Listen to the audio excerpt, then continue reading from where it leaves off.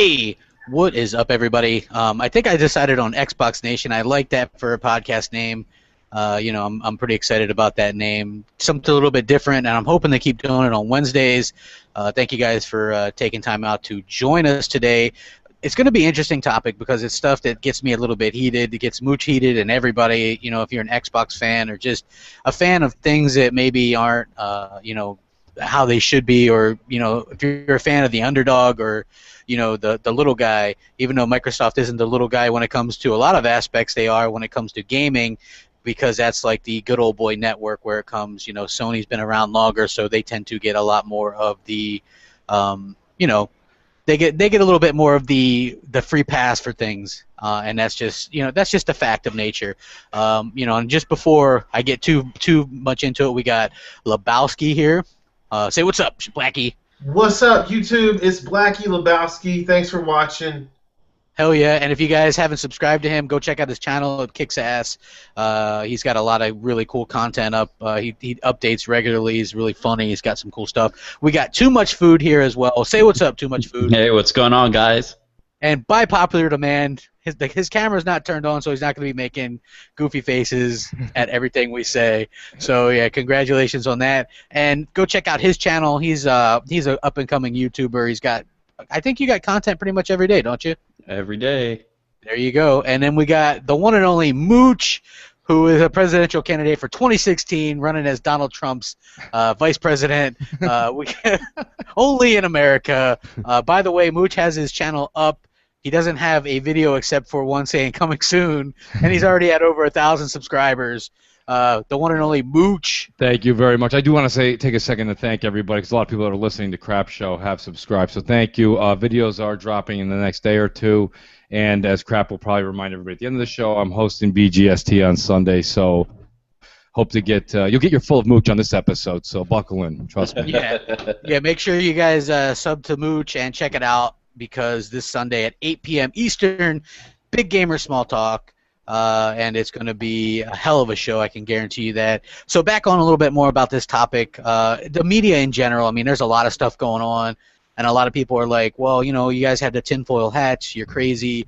There's no such thing as biased media. Everything's hunky-dory, rainbows, flowers, sunshine. Nothing bad ever goes wrong. Of course, we know there's slightly different. It's not just because the thing we like more is getting a little bit of a jilted edge to it. But one of the things that annoys me is the people in the media, and there was a good idea of what was going on today with one Jeff Keighley. You want to fill everybody in, Mooch? Absolutely. If you guys didn't see it, check my timeline at Twitter. It's at Mooch1978. Let me tell you right now. So Jeff Keighley tweets out a picture of him holding or shoulder to shoulder with Kojima, and Kojima's handing him a copy of Metal Gear Solid 5 signed. And let's be honest, okay? Look, this is not about gaming. This is not about any of that stuff. This is about business ethics, people. You cannot accept a gift and be neutral in journalism. Now, people are like, wait a minute, wait, Mooch, you're out of your mind. Of course you can do something like that. That happens all the time. Well, let's talk about it for a minute. Someone tell me, where does this happen? Like, does the NBC nightly news anchor have a published book by Donald Trump signed to him and handed to him and pictures taken? No. Is there anybody in any business world, anybody that's in business, and Blackie, you've taken business classes. There's business ethics here. Generally, when you do a business deal, I'm so glad Blackie's here, because he's actually going to, I've gone to school for engineering, he's going to school for business. So take it right from him. There's a certain threshold generally. There's a dollar amount that you're allowed to take from a customer or of a business interest. Sometimes in our world when we go out, we can take anywhere from $25 to $35 as a gift, whether it be towards a meal or whatever, when you're going out with a customer. Any more than that, you're up for reprimand. There's a problem with that. It's a conflict of interest. And you cannot do that. This is a man that hosts award shows. He gives awards away. He speaks to people that vote for awards, influencing people, younger people, the way things are looked at. He's taking a signed copy from a developer that's with the Sony brand. It's just, I'm sorry, it's not ethical. And people are like, oh, leave them alone, leave them alone. Why are we leaving these people alone? Someone tell me why what I'm saying in opening, and let me tell you something. There's a lot of people that don't agree with me. That's fine. But if I've opened even a few eyeballs up to the fact that this is happening, then I've done what I'm supposed to do. It's only so much I can do as one person, one voice. This is not ethically right. I mean, Blackie, is there anything you can add to it? Or even, you know what, if you got it, you can correct me. I'll go ahead and say this. Okay, whenever I was studying business in school, the ethics part that we stressed was basically not to get sued, because as a small business owner, that's one of the biggest threats that you have is getting sued. So not being neglectful was one of the many things that we went over as far as businesses go. But I absolutely see bribery being a part of the equation if you're supposed to be unbiased in the situation, but yet you have, like in this case, Kojima standing right here with you. They're giving you something. It's worth more than the price tag now because he's actually signed it. Like, this is a reputable developer. So I'm not really too sure about where it goes as far as how much money they get and from somebody and how sticky that situation gets. But I know, like, as far as business goes in general, Sony, they're able to get away with anything. I've seen this in so many games. You think about Resistance, just that series. This was like a flagship franchise for the PS3. It's completely gone. You can't even play it. I mean, they closed the servers down. The same thing with SOCOM, MAG. They constantly are getting away with stuff, and people want to turn a blind eye. So here in the business realm, they might be taking bribes or full of shit. I know it. They're not giving Xbox the props that they should. There's a lot of features they're overlooking, blah, blah, blah. But in the end, I think all the truth comes to light, and it's just Sony getting away with shit that they've been getting away with from the beginning. It's just, I believe that they're in the good old boy network. Some of the worst people on who come to our websites. Like, you don't see it from the Xbox guys and the Nintendo guys, and I think that's why a lot of us can mesh and get along. But I mean, these people really have a complex. It's like, we're better than you. It doesn't matter how many indies we get. It doesn't matter how many lies we're told. None of that matters because it's Sony. They get a pass. Like I said it before, this PS4 could grow arms, legs, fuck every person in their house, screw their girlfriend, ruin their credit, and they'd be like, well, it's Sony. That's just how it is. Yep, that's what I caught all day today. Is, oh, don't worry about it, Mooch. You're making too much of it. It's not the idea that I'm making too much of it. And Blackie, you made a good point. I really want to reemphasize what you just said. It's not about these guys getting a handoff or a paycheck or anything like that. It's the value. And I'm going to take it one step further. Not only did the value increase by a signature of somebody that just got fired who's actually a 5-star developer, okay, so the value of that is actually astronomical. But let's forget that. I'm not even worried about that. I'm talking about the value of actually Jeff Keighley. He is the host, and this isn't like the Emmys, okay? Nobody knows what's going on. There's no regulation, really. These are people that put on. There's millions of people that watch the Video Game Awards in December. They have people that actually vote towards best this, best that, best this, best that, and Sony wins a lot of the categories. You don't think the host and the producer, he's the producer, the host, he's almost like, if you watch the credits, he's almost everything except every presenter. He's everything on that show, and he's getting these gifts. And, listen, there's nothing, a couple people are just arguing with me on Twitter. Show me pictures of Jeff Keighley with signed copies of Halo or Gears, and then, maybe we got an even playing field here. Then at least it's 1 for 1. This is not what's happening. Then I got another, right as I'm arguing with people on Twitter, there's another tweet that comes out from Kojima himself that says, we're going to be doing a huge launch special with Jeff Keighley and Greg Miller on Funny Games, whatever that channel is that he has. That's a Sony channel. Now you got Jeff Keighley going over to a Sony channel and sitting there for a while. Look, here's the thing. People in the Xbox community that have a YouTube channel that you say, I don't understand why Sony's winning. This is why. Stop defending them. Like, say something, for God's sake. Stop with the congratulations, Sony, on what you did. No, congratulations, my ass. They haven't done anything. What they're doing is wrong business ethics. They're not giving you any games. They have nothing coming out. They're 3.0. I love that. I actually listen. You have to listen to sometimes the competition, otherwise you don't understand the whole picture. I watched Kind of Funny Games when they did what features they were looking forward to coming to the Xbox One. Now get this. They started the show with this. They said, well, the new feature that came to Xbox One and Windows 10 was the ability to stream to your laptop or PC via Windows 10, and now it can be done in 1080p. The first thing that the asshole says on Kind of Funny Games is, Well, why are they having it streamed from 1080p? Most of the Xbox games are 900p. That's right. Yeah, that's right. So, like, literally, Bang, bang. okay, bang, bang, bang. So you got that's the first. Okay. Yeah. Thank you, Crap. There you That go, was perfect. Craig Miller. Yeah. Thank you very much. So you've got that. But like my point being is just that there's constant negativity in the media, and there's these little subtle things that are happening right in front of your eyes on Twitter. You can't say you're not seeing it. And that's what I don't understand when people argue. Don't give Sony credit or this and that and blah, blah. How about this? How about Microsoft's giving you 3 of their, if not 4 of their 4 major franchises released this starting yesterday all the way till December 31st? You know what Sony's giving you guys? And Sony's getting so much credit for? They did a marketing deal for Star Wars Battlefront. So their big thing to you this year is when you walk into your Walmart, Target, or GameStop, you get to see a cardboard cutout of a what do you call it there?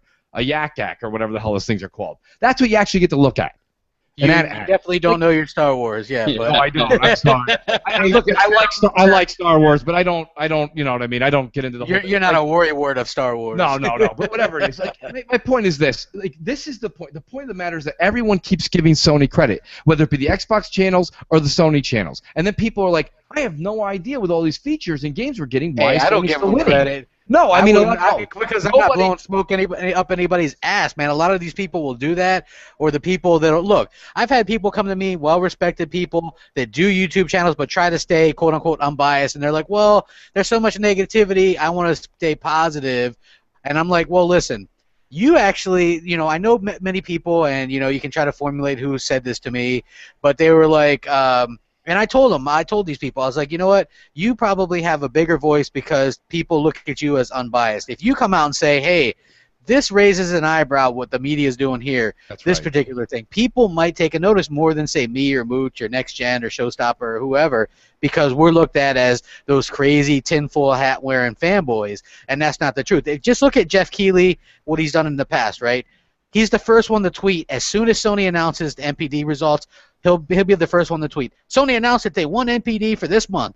When Microsoft won it in November and December of last year, and then again, what was it, in May or something this year, he did not tweet it out for last year, and I think he did this year, or for the one time this year, but it was like only after people kept bugging him about it, right?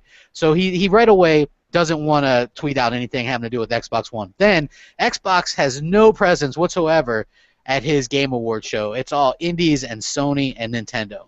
Then you look at what he comes from, right? He was the one that badgered Aaron Greenberg of Microsoft on Twitter about and in person about Rise of Tomb Raider and how long was it exclusive. Badgered the man nonstop about it, And this is what he does. He does this all the time. I don't even think he owns an Xbox One. That's the thing that's very kind of grating when you have these people that don't own them. And look, even though me and Mooch were talking about this before the show. Craig Miller, Colin Moriarty, they're supposed to be running a impartial show. We know that they're former IGN PlayStation guys. They don't have Xbox Ones in their personal life. They have one at the place where they do their kind of funny videos or whatever just because they have to try to pander a little bit to the Xbox crowd. But the bottom line is you have major sites like, Giant Bomb and some of the other sites that don't even have Xbox One. These people don't even own the console. You know what I mean? And that in and of itself is a problem. So you guys can sit there and pretend that it's crazy, that the world is perfect, and that nobody has an agenda. Well, wait. But look, listen. Go ahead. Isn't a conspiracy theory? A conspiracy theory is something where you just take a bunch of series of data and then you make a speculation and then you just fester on it. I'm not making a conspiracy theory. There's a picture of Kojima handing the cartridge to him. Excuse me, the goddamn container with the signed autograph on it. It's black and white, people. This is not me just being like, I was behind a bush and I took a picture. No. Exactly. It's happening. Conspiracy theory is exactly that, Mooch. It's a theory. When you have any type of evidence, it's no longer a theory. It's a factual situation, and that's what you have. Like in, I don't know. It'll change. I tell people this. The truth always comes out. And Yes. Look at the Wii U. Look at the Wii U. The Wii it sold more. I mean, it had all this shovelware and shit, and people are telling you sells these games. You never heard of these games. I'm like, what are you talking about? I want Gears last night, and everybody obviously on my friends list did too. This is the difference. People are going to see by the end of this generation that Sony really is full of shit. I mean, they don't have Warhawk, they don't have SOCOM, they don't have Twisted Jack Metal, and Dexter, they don't have Resistance, they don't have Siphon Filter, they don't have Sly Cooper.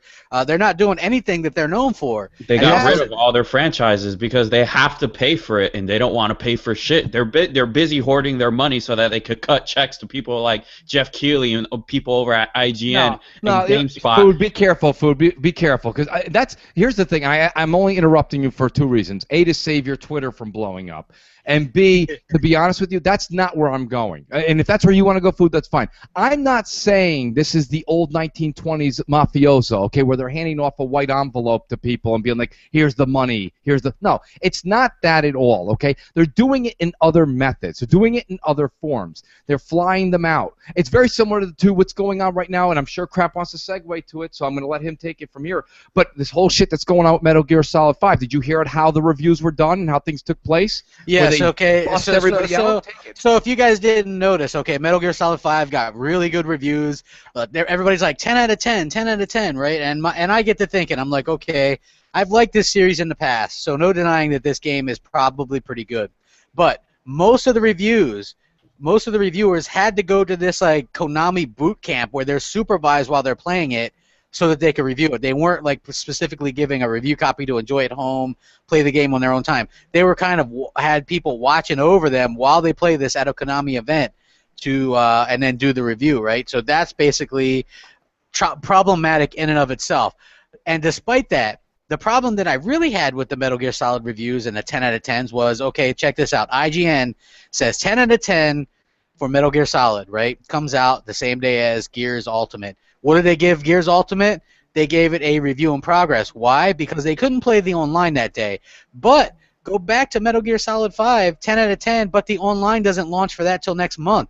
So how can Metal Gear get a 10 out of 10 and a review score, but Gears Ultimate gets a review in progress because they wanted to wait to play the online? To me, that doesn't exactly add up. And I mentioned this on Twitter, and then all of a sudden you get attacked a little bit. People are like, well, Metal Gear is not known for this. They make excuses.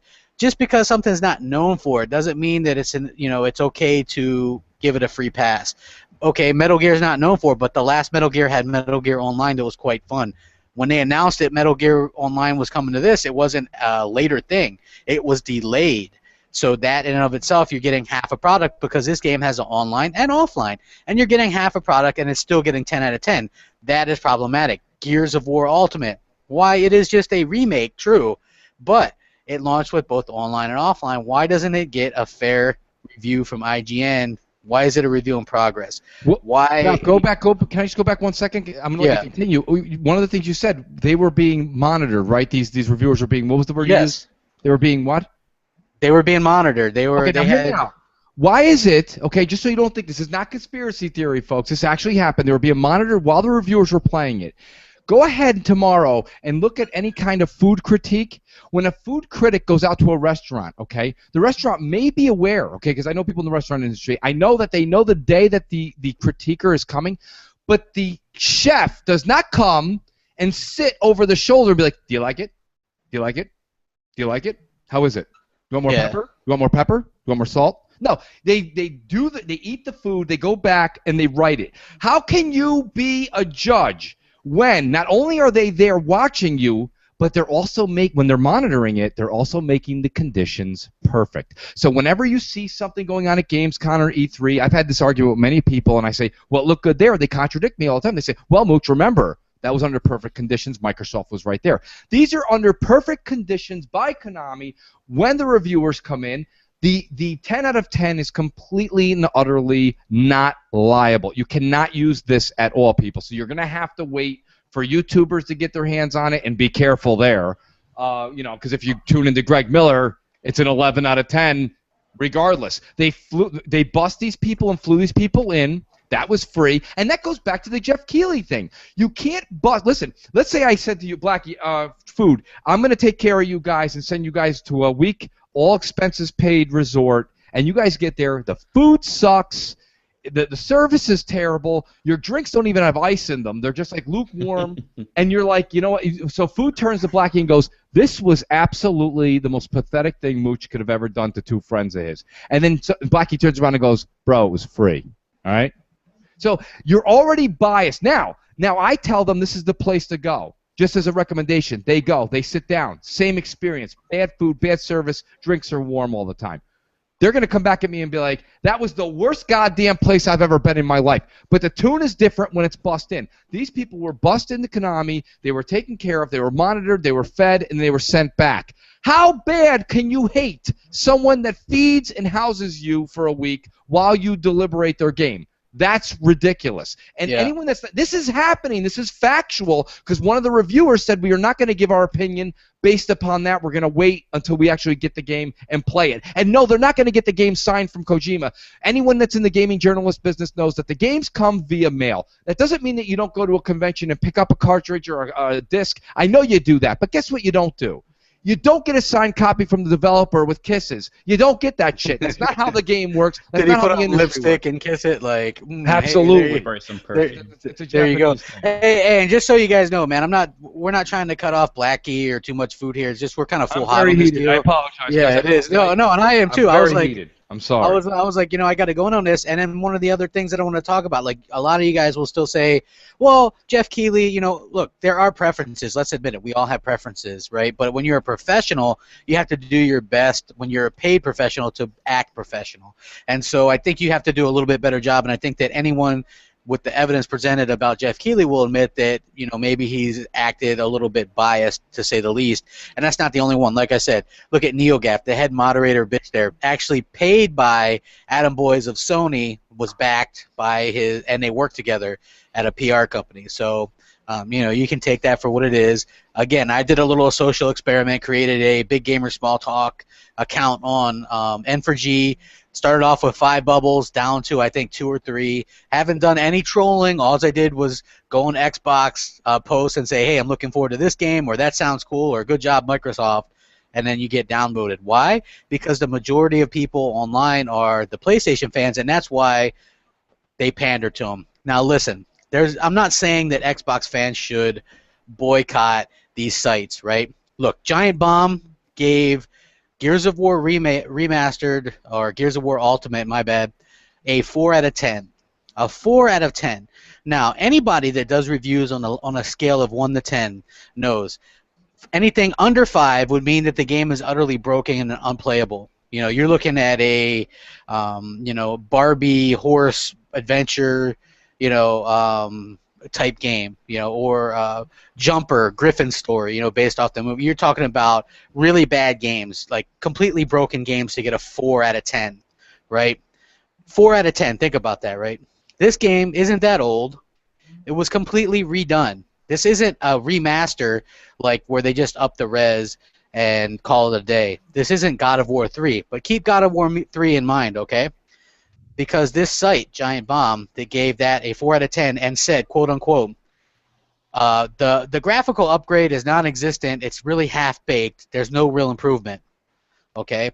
This same place they gave 4 out of 10 for Gears of War Ultimate gave the God of War 3 collection, or God of War 3 remaster, a 8 out of 10, saying it looks fantastic. And we've all seen the side-by-sides. It looks no different than the PS3 version. Nothing was changed in that. Where Gears of War was to Baird, I beat Gears of War Ultimate today. Baird looks completely different. I mean, everybody looks fantastic in that game. That looks better than 98% of the new games that have come out this generation. Absolutely. And it plays better as well. There's a reason why everybody copied that style. Even Uncharted, when they implemented multiplayer, tried to copy that pop and lock cover-based shooter. Guess what? Mass Effect 2. Any kind of third-based cover-based shooter has copied it. If they had a horde mode, they copied it. They were the ones that did it, and it plays better than ever. The online is phenomenal, and it's completely changed. And this guy gives it a 4 out of 10. Are you kidding me? And you guys don't think that there's a problem. You don't think that there's a problem when somebody gives it a 4 out of 10. 4 out of 10 means that it's unplayable in most reviewers' books. That would mean you can't even play it. It's full of bugs. It's broken. It's unplayable, right? But this guy gives it.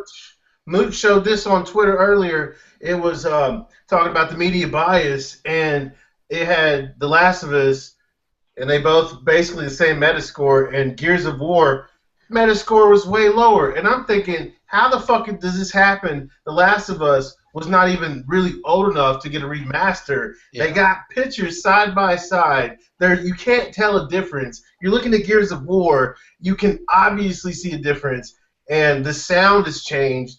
Like, it's been completely remastered. Yep. The camera looks like it's been set back a little bit. It's more fluid. Like, the game is amazing, and people, they gotta hate on it. It's absolutely insane. I don't understand. I mean, they got all this extra content. They got all the map packs all in there. They added extra campaigns, chapters. To me, there hasn't been any bugs. I've been playing this thing online, campaign, with friends, co-op campaign, and it's fun. There's no bugs. This is, all I kept saying over and over was, this game is next generation. The visuals, the mechanics, it is polished up and down, and I don't understand what's going through these journalists' head. I mean, quote unquote journalists, so-called alleged journalists. Let's keep that out there. Alleged journalists. And look, God of War 3, which just got a 1080p 60 frames per second bump, sold for $40. Gears of War Remastered had its totally new cutscenes, was totally redone, the assets reworked, new sound recording for it, not the voiceovers, but the sound and stuff. They did surround sound, since that wasn't really a thing as prevalent back then, so it sounds much better. 19 multiplayer maps. They added a skill-based matchmaking system, which wasn't there in the original Gears. Team Deathmatch, which wasn't in the original Gears, but they added that. So actually, it has like, yeah. No, I want to bring something up to you and the audience and the panel here. Listen, let's do this. Steve Jobs, all right, may he rest in peace. Genius, in my personal opinion. That's my personal opinion. He was. He. Thank you. I know me and Black, you're on the same page. We're big Mac guys. But listen, I'll tell you right now. He had a rule of thumb when it was the iPhone that came out. This was in one of the books I read about him. He instructed his people. He said, I want to have, I don't know if it was 20 or 30 children. I can't remember the ages. I think they were ranging from 5 to 7 in a room, and he put a bunch of iPhones. He says, if these kids can't navigate through the UI, I want this thing out of here. What I would like to do is take 10 to 15-year-olds, put them in a room, and let them watch Gears of War Ultimate Edition, what do you call it, the cutscenes, and very little of the gameplay, even if it's just walking, you know, we're saying 10 to 15, and then because at 10 to 15 they haven't been corrupted yet, and then let them watch Uncharted, and then do the same thing for Halo 2 Anniversary that they did on the Master Chief Collection and God of War 3, and have them vote which ones look better. I'm willing to bet funds, bank, bread, cash, that these kids will definitely pick the Xbox versions, hands down. Now, forget who you like if you're listening to this. Forget who you are. You're a Sony guy, you're an Xbox guy. Can you honestly tell me, if I sat you in a chair and I just did a 15-minute roll between those 4 games, that you would not pick Gears of War and Halo 2 over God of War 3 and the Uncharted, what's to come? That's almost a laughter. And half the games are removed with the multiplayer. That's what to come in these games. There's no discussion here, people. And how old? Do we know how old the giant bomb guy was, Crap? I have no idea. You know, I mean, apparently, I think somebody was telling me he was a guy that originally gave the GameSpot review years ago and gave it a 96 or something. Okay, that's what someone was just telling me. Okay, so I'm getting this told to me on Twitter. His name is Jeff Gertzman. Yeah. All right, Jeff Gertzman apparently is the guy that did do it. But what I would like to know is, I'd like to know his age. I'm wondering if he's in his 30s. I'm wondering if he's in his mid-20s or his late 20s. My point being is that this younger generation that tends to be the quote-unquote media, they don't know what they're talking about. They really have no idea what's going on. They live in fantasy world. They still think Shovel Knight is amazing. You know why they think Shovel Knight's amazing? They didn't live through the era that Blackie, myself, and Crap lived through, and I don't think Food did. When we grew up playing I grew up playing those types of games. We've been there, done that. They still have this nostalgia for things that are just... And then when you have Gears that's this old, 9-year-old game brought back to life, it feels... Food just said it himself. Feels brand new. It's polished. It's silk. And they're going to give it a 4 out of 10. This is what we're dealing with. And that's the thing. Between what we talked about earlier in the show, what we talked about what's going on with IGN and the Greg Millers of the world and the gaming award shows, and then you have these people on Giant Bomb and so and GameSpot giving these. This is why Xbox One is in quicksand, people. It's hard to climb out of quicksand when you're constantly being pushed back down with a weight on your head. You know, it's like one person's handing you a stick out of quicksand and Greg Miller's stepping on your fucking head. It's literally the hardest thing to do, and that's why Xbox can't get out of this rut. It is because they have to beat Sony, perception, the media. It's like you have to beat multiple things in order to be competitive. And the thing is, it's like you said, look, and I'll just go into this, okay? Gears of War, for me, I didn't play the multiplayer much when it first came out. The campaign was what I was really into. It was, you know, Microsoft has really hit on being able to do great campaigns like the Halo campaigns and the Gears campaigns that have amazing stories and great lore, because you can go into expanded universe in both of those and they're really fun. Same thing with great online. The Halo online is fantastic, some of the most skill-based online competitive multiplayer you'll ever play. Gears is the same. It takes a lot of skill, and that's why a lot of people don't like it, because you can't just pick up the game and like be really great at it, right? Now, what they did with the multiplayer in this game is fantastic. 60 frames per second makes it feel like a completely new game. Also, with it being they gave it an upgrade with its looks, it looks fantastic. The dedicated servers play the biggest part, in my opinion, because you pick your region. You know what I mean? You have a good ping. The original Gears in 2006 gave host advantage to someone who could just tear through everybody with a shotgun, and that was so freaking annoying. That is completely fixed. Like I said, you get the 19 maps. There's so much content here for $40. You also get the 4 digital Xbox 360 versions of Gears that'll be backwards compatible in November, and the Gears 4 beta for $40. But nobody mentions the incredible value of this.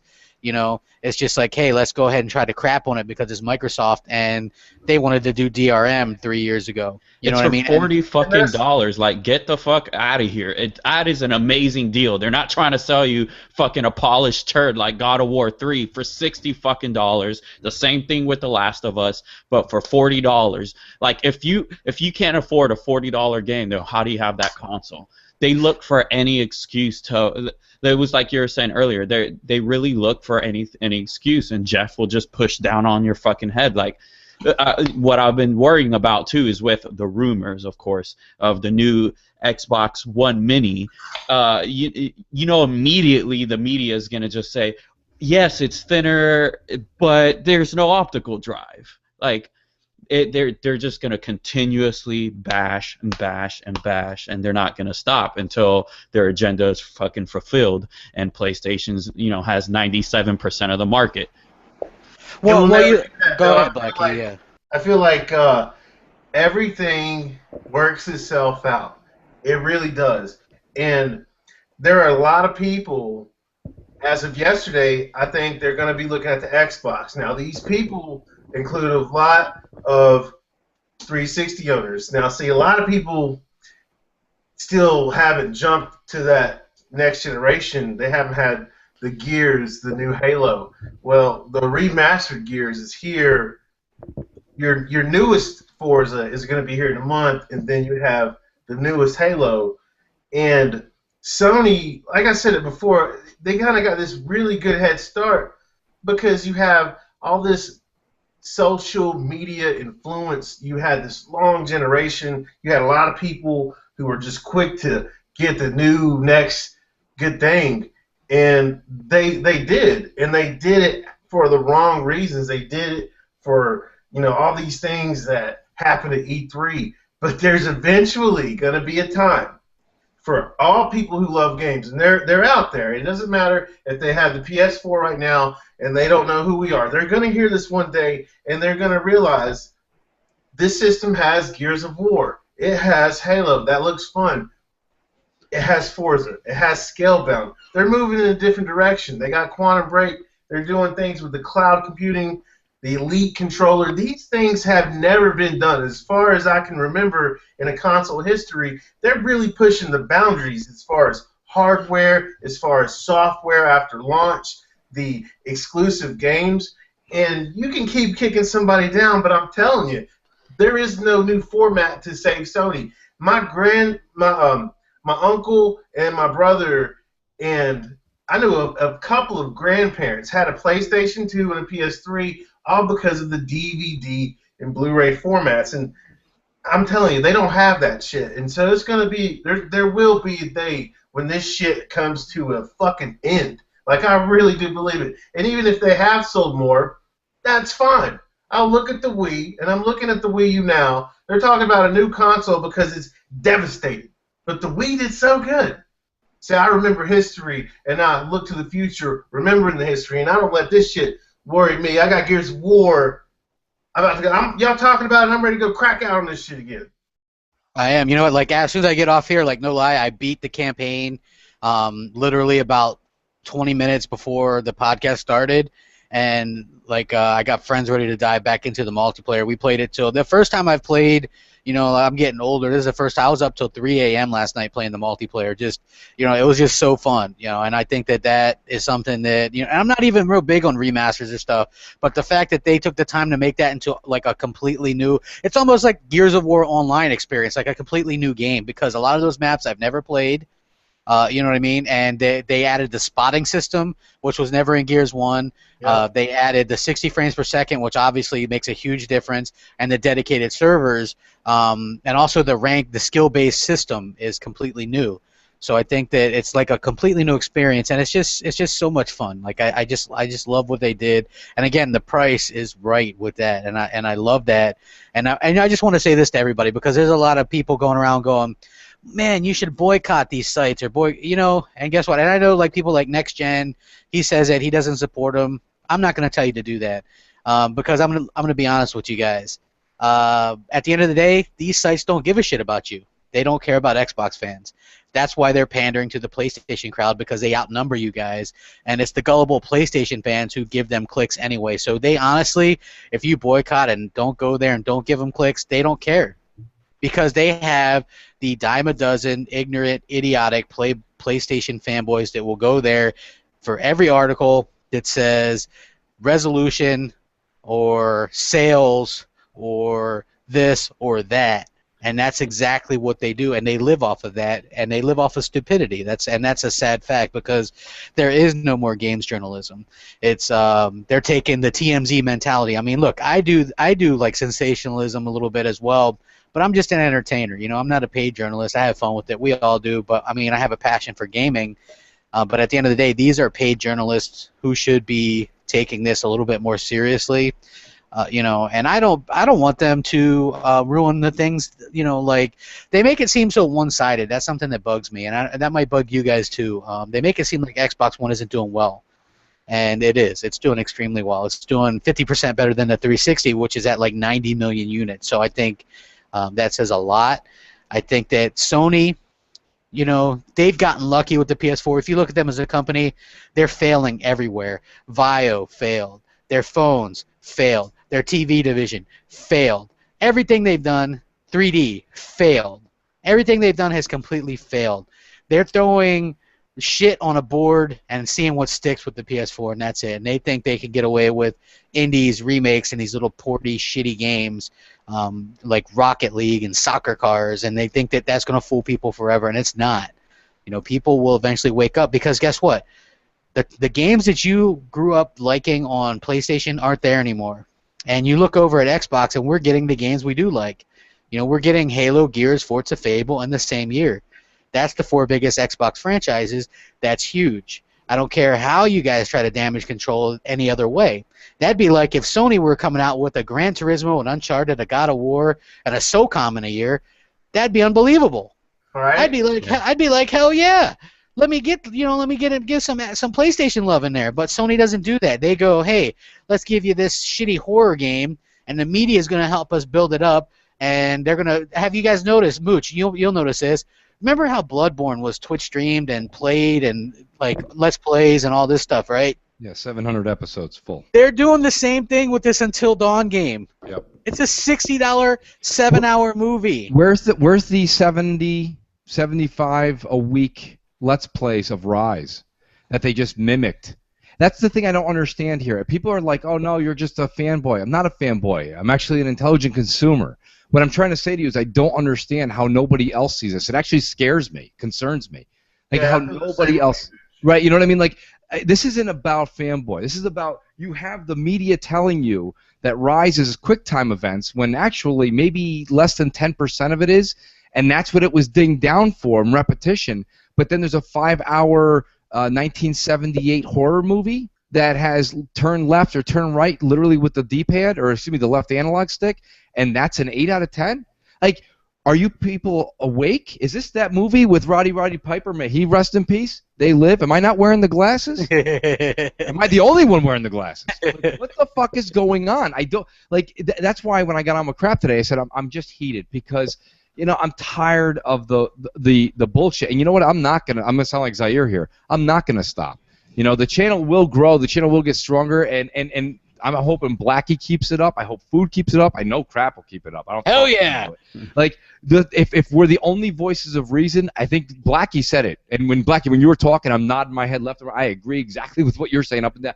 You said the truth will come out. Eventually, it'll all come to fruition. So all this bullshit that we're all harping about now, all of this is going to come to everyone's front and center, where Sony's been doing all these schemes and this and that and blah. This will all come out eventually. When? I don't know. It could come out tomorrow. It could come out in 10 years. I have no idea, but it will come out.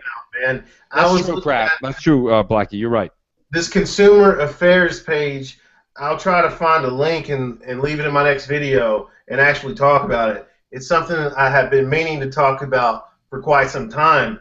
And it's a very general website where you can pretty much look up the overall reviews and complaints consumers have.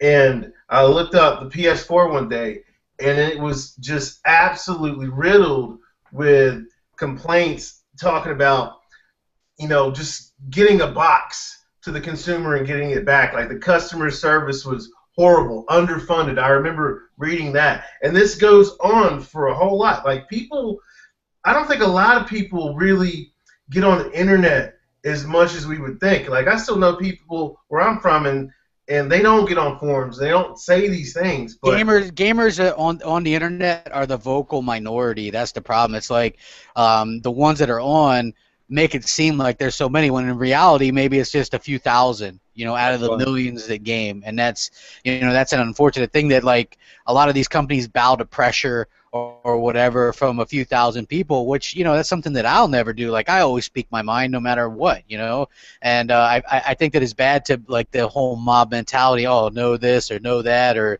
do this or do that. And look, for all those people that are like, Sony care about gamers, Sony do this. Guess who's not allowing archival footage of Until Dawn? Sony doesn't want people to go back and watch these playthroughs, because it's a game that doesn't require a lot of a lot of movement. It's basically a movie, and so a lot of people have a smart idea, like I had with like The Last of Us, you know what I mean, and just watch the playthrough. I played The Last of Us. I got to a certain point that was so repetitive. Throw a bottle, throw a goddamn other rock, shoot and aim with the poor shooting mechanics at a clicker, hide behind this, throw a rock, throw another bottle, and I was like, I can't take it anymore. I said, I can't take it. I didn't get one goddamn trophy. You know what I mean? I had to be close to the end. I was like, I'm going to find out where I was, go on YouTube, watch the end of that game played. That's how I ended that game. What point was there for me to go through it? And it's the same thing with this, like Until Dawn or Beyond Two Souls. These games don't have any kind of actual gameplay elements. They're like interactive movies. Why couldn't somebody that had a YouTube channel play through these games, play through them on different, do different choices through a couple of them, and then have you interact with them on YouTube with it? You know what I mean? Like, okay, if you did this, then click this thing, and then you can click one of the, like something on there. I've seen people do that where you can vote for stuff, and it'll take you to that path on the channel. You know what I mean? Like, they could do that. It's not really that intuitive where you have to play it.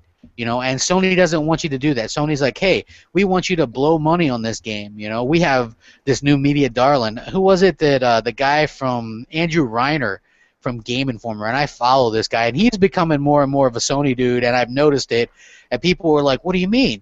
And I was like, okay, well, it started with him declaring Sony that you had having the ultimate E3 this past year. He's like, it was the best E3 I've ever seen. And I was like, really? And he's like, yes, it was phenomenal. And I was like, but they didn't announce anything for this year. And he's like, well, that doesn't matter. It was for the fans and the players. And I was like, okay. And then, I let it go. And then when Microsoft unveiled Scalebound, we were all blown away by it. It looked fantastic. And co-op to boot. And he tweets out, meh. Yeah. I kid you not. He's like, meh. And then what happens with Until Dawn? He's like, it's the hit of the year, the sleeper hit of the year, Until Dawn. And I said, really?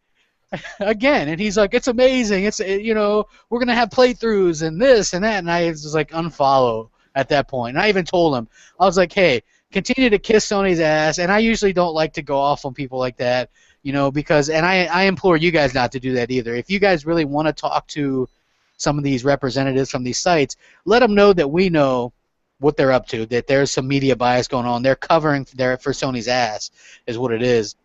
And we're aware of it in a nice way, right? You don't want to be an asshole like I was, because that's not really going to get you anywhere. But just, hey, we know what's up. We know the score. And that would be the best way to kind of get your point across, in my opinion. But I told him, I was like, hey, go ahead and continue to cover and kiss Sony's ass because they have no games this year, and hype up this non-existent game that Sony didn't feel even deserved marketing, because let's face it, they didn't market this game at all, did they?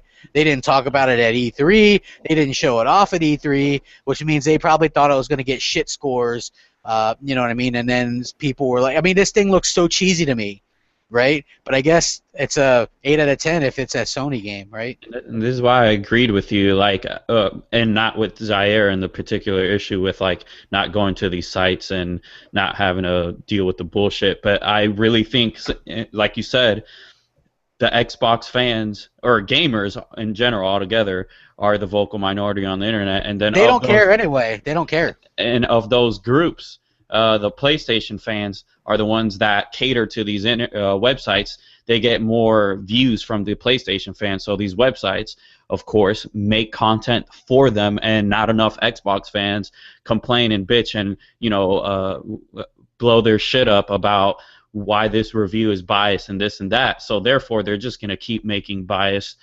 articles and this and that. So we need Xbox fans to be more vocal. We need Xbox fans to go to these sites and let them know, hey, we know you're being biased, and I'm going to stop reading so-and-so's articles because he said this on May of whatever date, and then today, for a PlayStation game that has no gameplay, only CGI during E3 or Gamescom, some picture of Cloud's hair from Final Fantasy, a multi-plat game, they have to be vocal. So we are the minority in the minority, and we got to continue to be vocal for it to eventually catch up with them. Like, Blackie's saying, I agree with Blackie, but I kind of want to, like, speed up the process because I don't want to wait until I'm 57 and Mooch is like 87, and then we're like, how old do you think Mooch is? Jesus, I'm not that old. Hey, you know what I found out Twitter can't add or subtract either.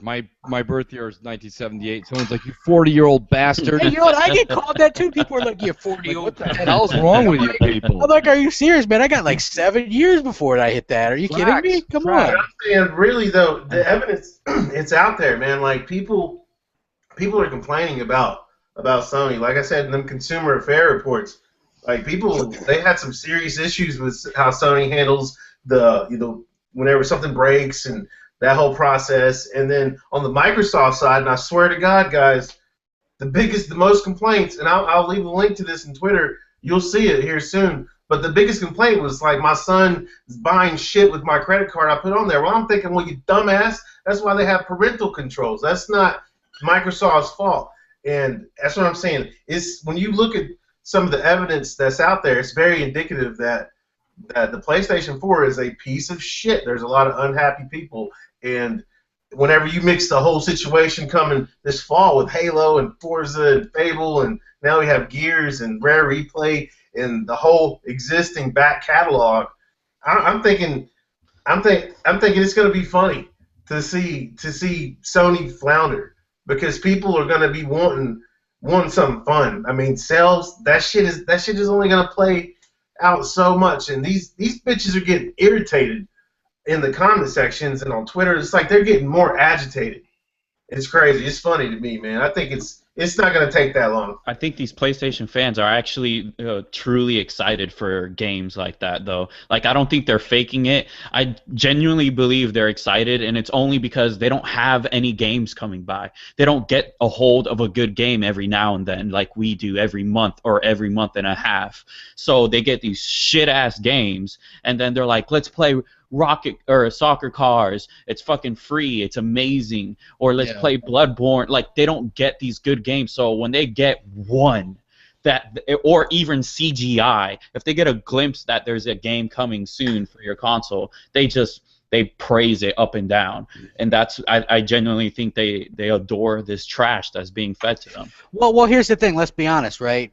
If we were sitting there talking up Rocket or Soccer Cars, people would know it would be because there was nothing else of note, right? That's how I look at the PS4 and those fans when they're talking about that game.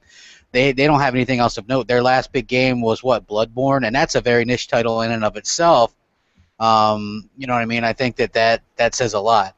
So I think that you know, us as Xbox fans, we can sit there and go, hey, well, we enjoyed this, but you're never going to hear me brag about I don't know, what the hell's a shitty indie game that we got.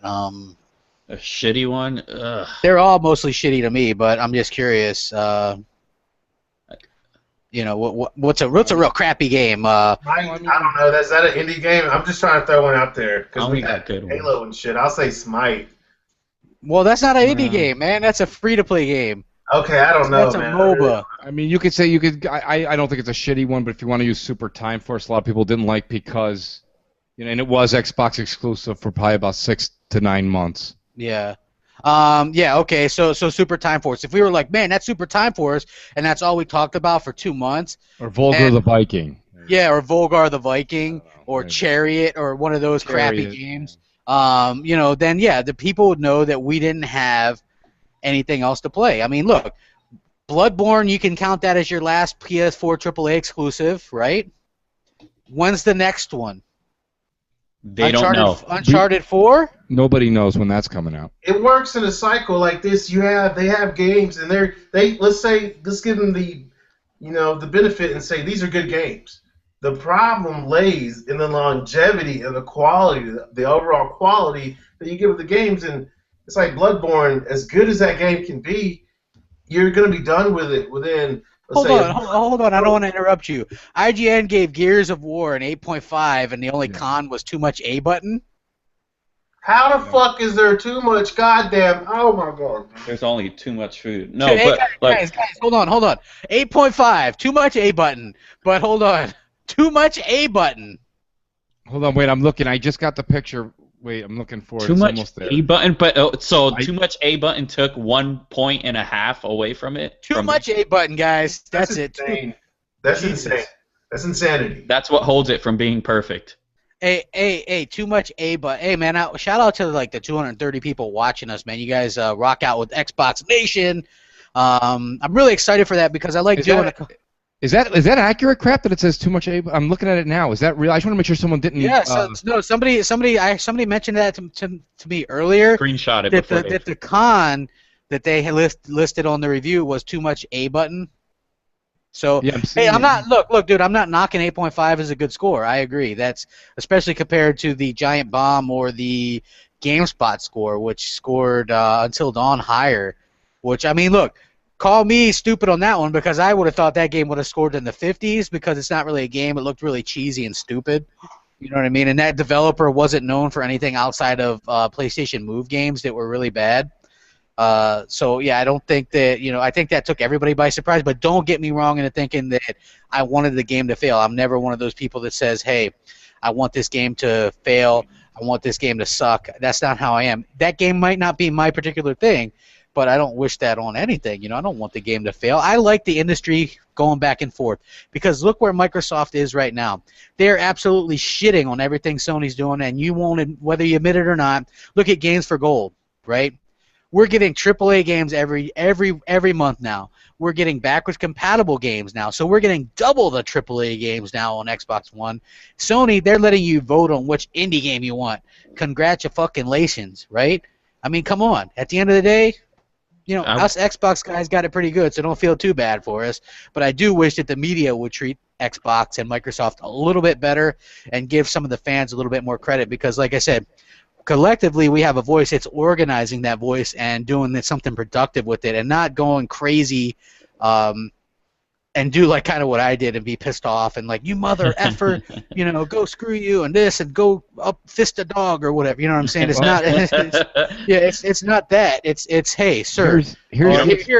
Dear Andrew Reiner, these people have emails, or dear Michael Futter, I've noticed this or this, and if enough people do this in such a way, they might start thinking about this next time they go to write that article or include this clickbait or include the resolution or include sales of these things where it doesn't matter. Like, what was it? PlayStation 4 is getting an update later this month. In case you didn't know it, PlayStation 4 has 25 million units in sales, and just so you know, Microsoft said 10 million last November, so we're just going to go ahead and say that it's still at 10 million. Right. Let's go ahead and bring up sales, even though this article is only about an update that's coming up. Right? This is the kind of stuff that you can notice. Like, if they start throwing in sales or resolution, then that's them trying to get hits. You have to hear this. But let me just read this. This is off the IGN website because a lot of people, I hope, don't have to do what I just did and go to that site. But here it is. Like the original, though, the A button still does too much work. You press it to run, you press it to roll, you press it to take cover, to vault over cover, and to move from one piece of cover to the next. It's too easy to try to do one thing, only to accidentally do something else to get you killed. This is one of the few situations that reveals Gear's age. What the fuck are you talking about? Like, I don't think they even know. What does that even mean? Like, so you're wait a minute. Wait a goddamn second. In Titanfall, you have to press LB to use your special. In Call of Duty, I think you have to press right trigger a shit ton. There's always a button you press a lot. They chose A to be your cover button, and you double tap it to go over or to go around. That's a minus? Like, what if they picked the X button? Would that have been a plus? What's the difference what button they picked? I don't understand that. Like, this is the point that we're trying to say. When has Sony... How about this? How about Until Dawn uses the left analog? Are you using the Blackie mic from across the room now? You're like, hey. Oh, sorry. Yeah, I thought I was actually too loud speaking into it, so I moved it away. Is this better? Yes. Yeah, that's better. All right. Sorry about that, everybody. No, literally, has anyone ever seen, or can someone send me on Twitter a link to when Sony's been penalized for using too much angle? What? You're a robot, Mooch. Oh, robot. Sorry, guys. Sorry. Am I back? You're again? back. Yeah, well, that's all right. Sony's probably got some kind of control over my internet. No, literally, yeah, they don't want me saying this stuff. But when is the last time that Sony's been discredited or discounted a full point for a triangle use?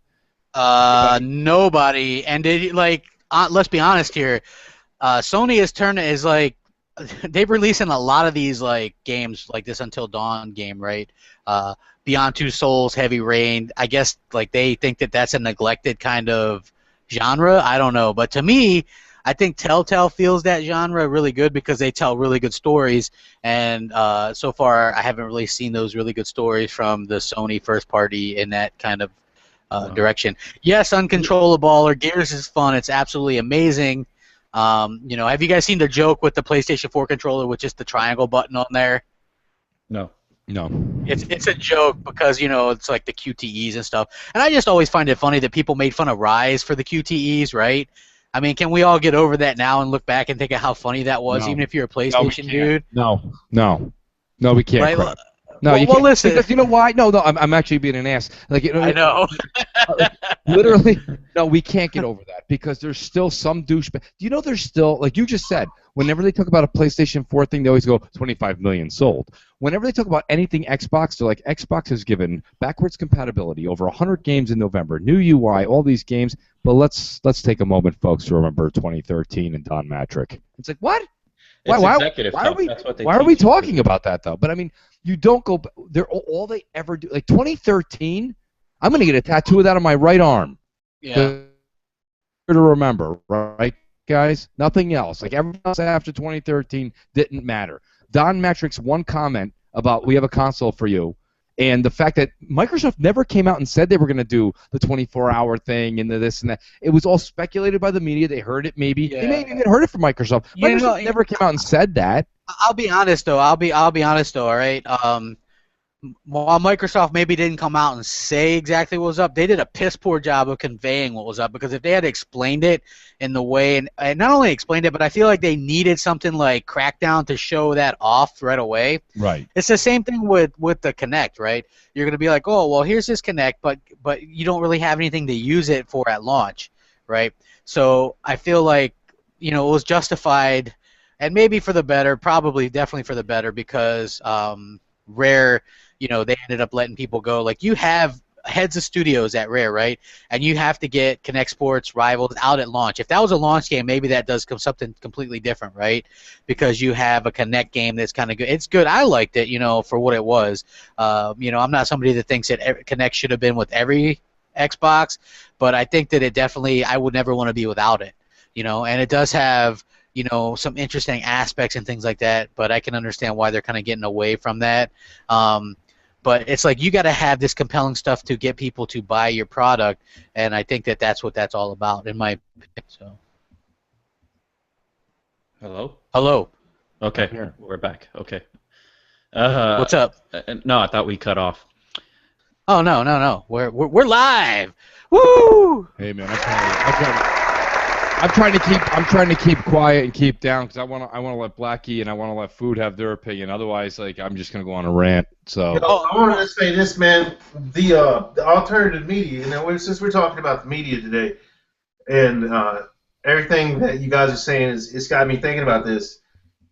And it's like we are the new alternative media, and it took a long time for that to happen with the mainstream media that we see every day. It's like I see stuff and I'm automatically, it's like, this is bullshit because I've seen it so much, and I think that's going to happen on the gaming side, and it is already happening. Like the Red Dragon, for example. I mean, this dude gives out some really good news. Yeah, he does. He's more reliable to me than any of the big websites. Absolutely. He's not in that position to be biased from any type of influence. Neither am I. Neither is Mooch or Crap Gamer. Like I have a level 11 on my trophy list for the PlayStation, and I have some achievements, and I've played Nintendo games, but my gameplay should show that I've been doing this for a really long time. Mm-hmm. And people, I think that's going to resonate with people over time because, fuck Greg Miller, man. Like, how do you play? Like, this is about something that people are truly passionate about. And social media has, made all these platforms available for people to, get away with getting clicks and, drama wars and all that shit, fanboy shit. And for me, and I feel like with you guys, it's not about that. Like, I really feel the Xbox One, as far as the features go, how they've listened to their customers from the start. The Red Ring of Death, it was a blessing. They've been through things. They understand the consequences of fucking up and moving forward afterwards. Sony doesn't know that, so there's going to be that day when shit falls under the floor. And Microsoft, at least they'll have some type of idea how to handle that situation. And I always think to myself this, think of how powerful the PlayStation is, how Sony is. Think of how long they've been in the game. Think of Nintendo, okay? Now think of Microsoft. Like, where did these guys come from? They shouldn't even be spoken about. If Sony had done their jobs, if Nintendo, and I love Nintendo, if they would have progressed and been innovative in the right way, in a more aggressive way, Microsoft wouldn't have the fucking chance a day. And they do. And the fact that this system is doing better than the 360, and the 360 did better than the original Xbox, it's an indicator that this is not going anywhere. And I'm telling you guys, people are going to love hearing about, the Xbox and really hearing the truth of it. Because think if you've been lied to, and you're sitting here thinking Until Dawn is a great game. It's like Eddie Murphy said it. Like, if you're starving, that saltine cracker is going to be the best fucking meal you ever had. You've been starving. That cracker's going to be fucking delicious. So you thinking Until Dawn is a good game. You've been starving for a good game. So when you finally get that experience, it's going to be fucking bliss. It's going to be amazing. It's going to be euphoric. And people like Blackie Lebowski, The Mooch, Too Much Food, Crap Gamer, Showstopper, and a whole bunch of other people are going to be like, yo, these guys were the shit, because at least they knew the backlash. They still said, fuck it, we're going to be honest, and that's how I feel about it. Yeah. It'll all come to light, man. That's what I love about doing what I do and what you guys do, because we actually get an opportunity to talk on our terms. We have our own channel that we are in charge of, and we can cater to those guys who get lied to consistently about what PlayStation does and what Microsoft does, and we could actually tell them what their console's capable of, what you can, why you want to get it, what it could do, what the PS4 can't do. The PS4 is overheating. You don't read articles about that. The PS4 is PSN's down. You don't see the IGNs and Kotaku's reporting that. So we get an opportunity to tell the truth, and that's what I love, because I feel like every time I get a subscriber is because I told somebody something useful, and I pointed them in the right direction, and that's the best part. So I think your channel, Mooches, Blackies, Red Dragons, Crap Gamers, like our channels are there for something, and we're actually doing work. We're making there's going to be at least one person during this one podcast, somebody that's watching, that's going to leave informed, and they feel like they made the right decision. I've had someone comment on one of my videos when I explained that the Xbox One has a higher memory bandwidth than the PS4 does, because that's a misconception, because a lot of people think it's the other way around, because the PS4 is fucking Godzilla and shit. And that's not a pun, even though Godzilla sucked ass.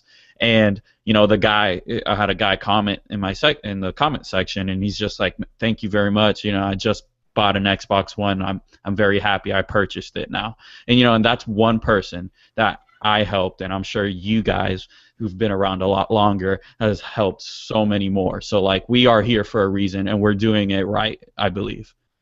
Yeah. And hey, I want to say something to a few of the haters in the comment section that, when you got to go out of your way, right, and you're on my channel, you're watching my video, telling me how irrelevant I am, how irrelevant we are, how nobody likes us, even the Xbox community don't like us. When you have to tell people that they're irrelevant, guess what?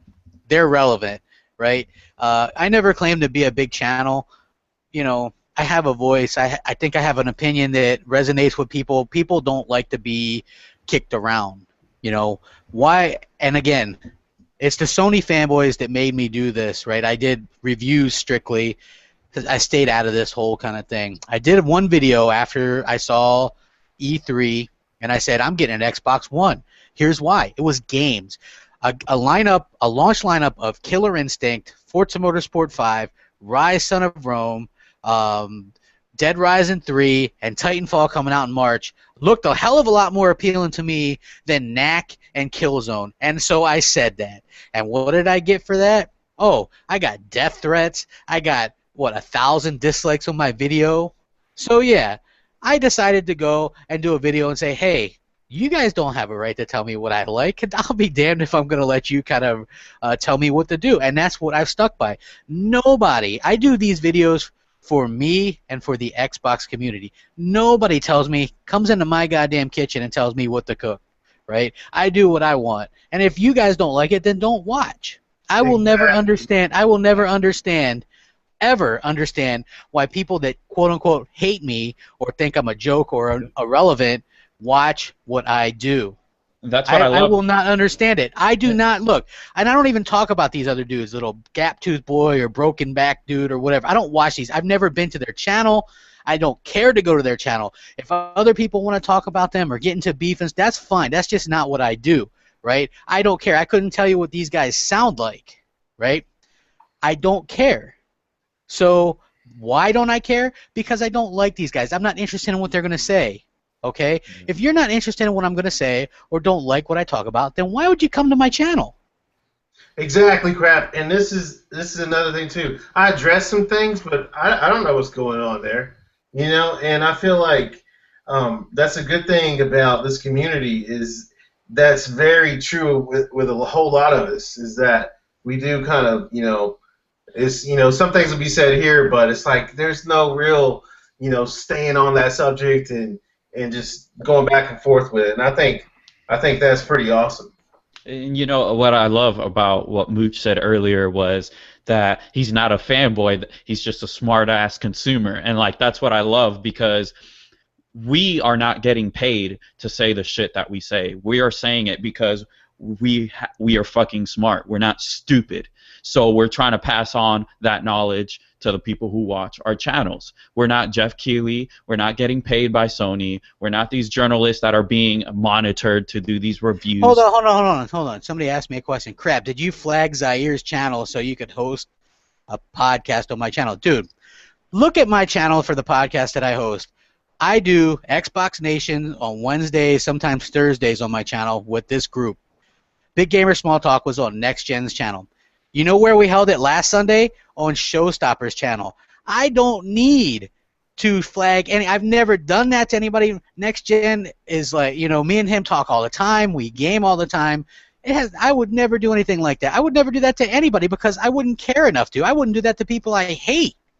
So why? I'm not sure how this whole idiotic thing got started, but I don't give a shit about it. You know what I'm saying? BGST is what it is. It's one of the biggest and best podcasts on YouTube, and this is something different that I wanted to do.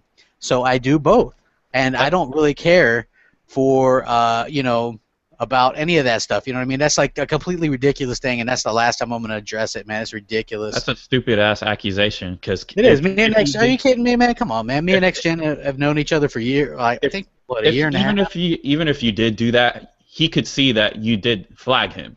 Yeah. So I mean, look, that's an idiotic thing. I mean, hopefully he's going to be able to do them on his channel again. You know, and just so you guys know, we used to do BGST once on my channel, once on his. I was the one that said, hey, I want to do something different on mine so that we don't have stretched content. You know, it was the same people almost covering the same topics on two podcasts. Now we have enough content to cover different opinions on some of the same topics. Like, and I wanted to help out some of the smaller YouTubers. You know, Mooch was like, hey, I'm going to start my channel. I want to get as much coverage as I can. So I was like, hell yeah, man, be my Robin Quivers. Get your ass in here. I prefer your Stephen Colbert, but thank you. Okay, Stephen Colbert, my bad. So, you know, Blackie, like I've been talking to him. I've been telling him, man, I got to get you in here for forever. You know what I mean? Because I feel like he's a dude that should have a bigger channel than what he has.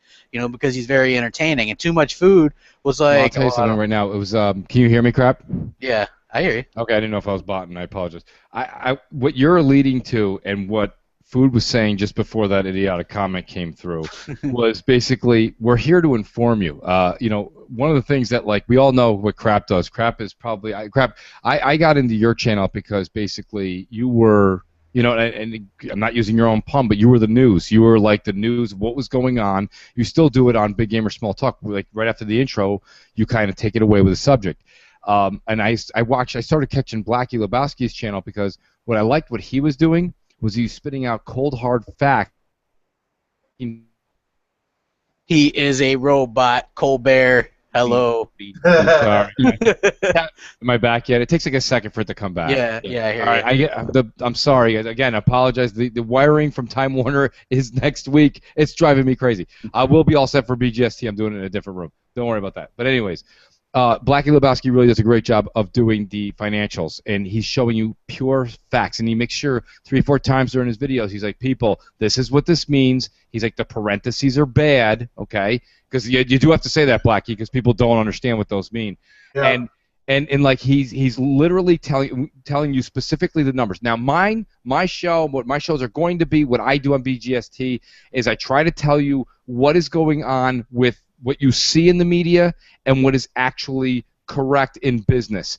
And sometimes when you're dealing with it, or sometimes it's tech talk, but in all honesty, all we're doing is giving you, the consumer, a little bit more knowledge. It's like a Consumer Reports. Of course, we put our spin on it. We are people. As everyone always says, everybody has an opinion. Our opinion is, of course, on the Xbox side. But what we're trying to do is we're trying to counter what is this awful thing called the media. Because the media is misleading everybody, and the media is powerful. If you don't believe me, a Super Bowl commercial is $25 to $30 million for a 60-second bite. Okay, that's how powerful an ad is. Now you have IGN, GameSpot, Kotaku, etc., etc., etc., in your face, in your on your phone, on your computer, at work, at home, on your Xbox, on your PlayStation, telling you that you're crazy for buying an Xbox. And if you don't ears of that in your face to the casual gamer, they don't know what we know. They don't understand what we know. So when you have somebody that can actually put it in layman's terms, then people start to maybe, and I've had a lot of people write me. Crap's had tons more, Blackie's had tons more, Food's getting them as we speak. Like, people are starting to say, Mooch, I'm really glad you told me about this. I really didn't look at it that way. I've got a lot of fans right now because they just didn't see it the way I'm explaining it, or the way Blackie did, or the way Crap or Z does. You know, Zaire does a really good job. Zaire's probably one of the best entertainers that still gets the point across. Like, I watch Zaire's show every damn day because, to be honest with you, he's the most entertaining person I've seen on YouTube, and he still spits the facts out. And he's unbiased, for God's sakes. He says what's on Microsoft. I will tell you what's wrong with Microsoft. I said it early on. I thought when the controller first came out and there was an adapter, I thought that was crazy. I thought that was an insane thing to do in the next generation. What did they do? They remedied it. They remedied it because we complained about it. But Sony people constantly don't complain. The media's take. And that.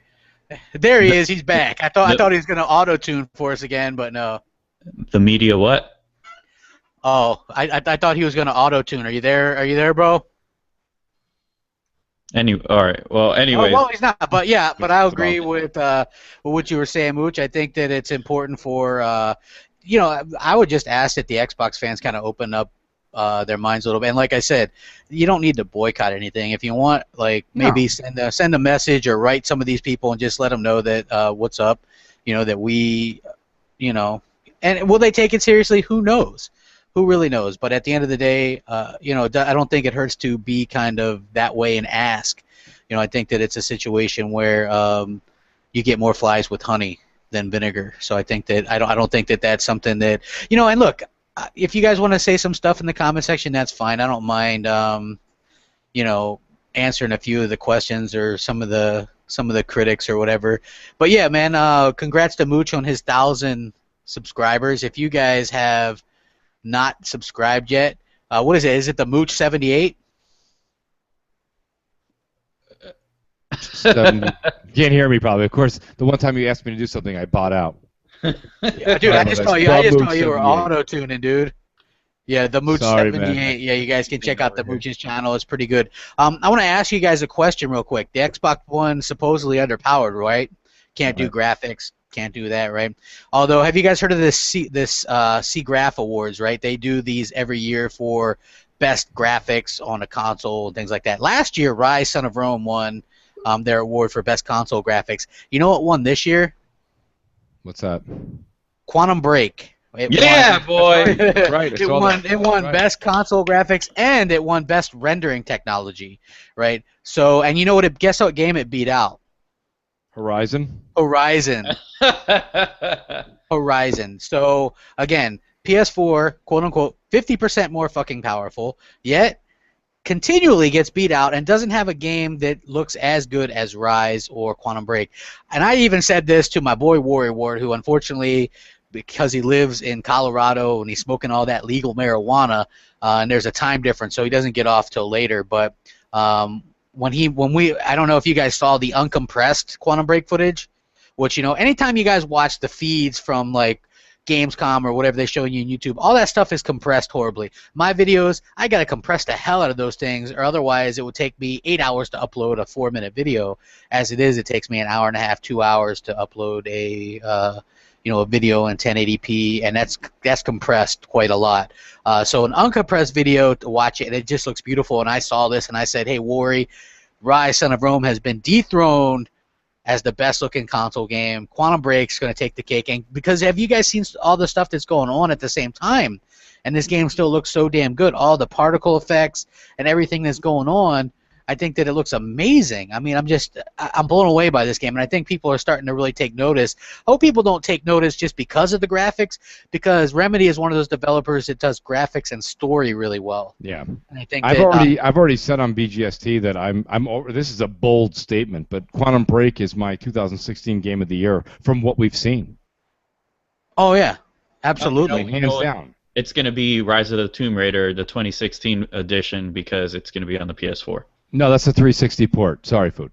Oh, Boom. So Mooch says that the Rise of the Tomb Raider on the PS4 will be the Xbox 360. If that actually comes to fruition, I will be the next PewDiePie. I will get 50,000 subscribers a minute. Like, that's how hot that would be. I literally made that bold statement, and I'm telling you right now, I'm still there. Look, you can go ahead. Everybody can bash it. It's at least got 10% chance. It's got legs. It's got a possibility. Phil Spencer said he'd never put money into another platform, and the only way that that sentence makes any sense is that when it does come out a year later, they will get the other company that made Tomb Raider for the 360s port. Now remember, guys, that's not a complete and utter loss for PlayStation. They are going to get the entire game. Another company made it, and they're going to do what they did to God of War 3, and they're going to do what they did to the Uncharted collection that's coming out. They're going to give it a 1080p paint job, and they're going to bump it up in frames per second a little bit, give it a little bit more of a solid 30 frames.